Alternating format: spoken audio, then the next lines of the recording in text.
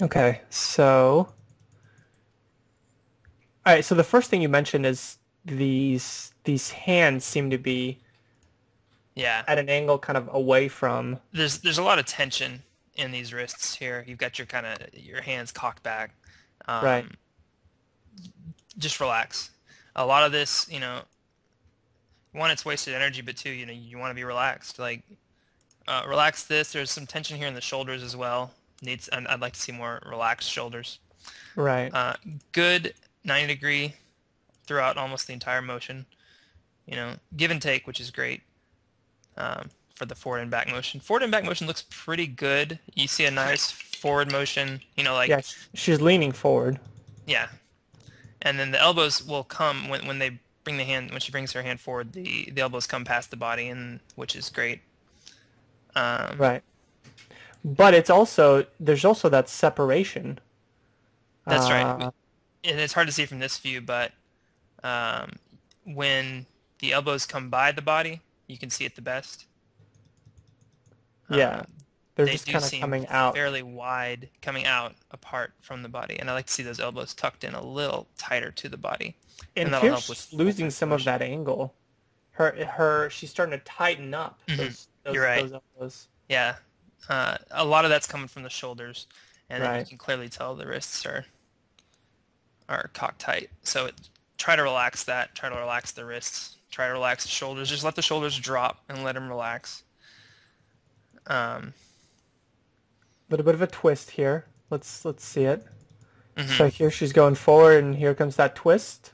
Yeah, and that's just taking away from forward inertia. Right. As far as the way she strikes, so Hmm. let's take a we'll take a look. Huh? Still kind of heel striking. A little bit. I think we can open up the legs a little more. Looks like um, well, I guess the way to do that is probably I'd like to see the knees come up a little higher.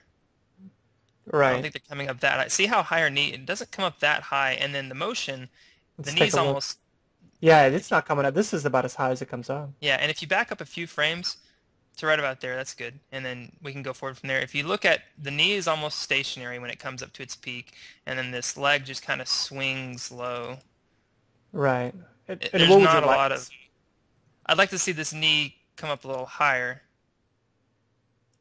so that by the time the forefoot is striking on the ground, it's this angle. If the knee's higher, it makes the angle of the forefoot strike to be a much more acute angle. See right here, we've got a really obtuse, Right. really obtuse angle.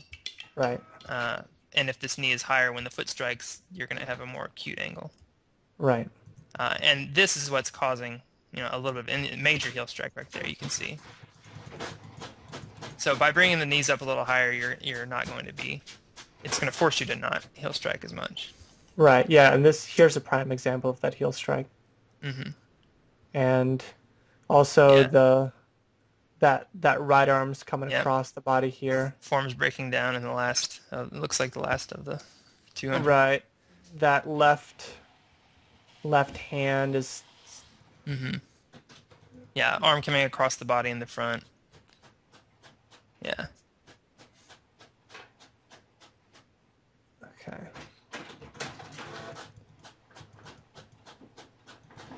All right, let's take a watch. Run, run, run. Yeah, they're. Well, she's bringing it back, which is good, but Hmm. And her back leg extension looks good. Most of her leg motion looks pretty good. I think we can see a little more knee lift, a little yeah. bit higher knees out of the front. And run through. She's like stopping here already. Yeah, run through the finish. It's not 190 Yeah. or 195. It's 200. What's interesting. No, never mind.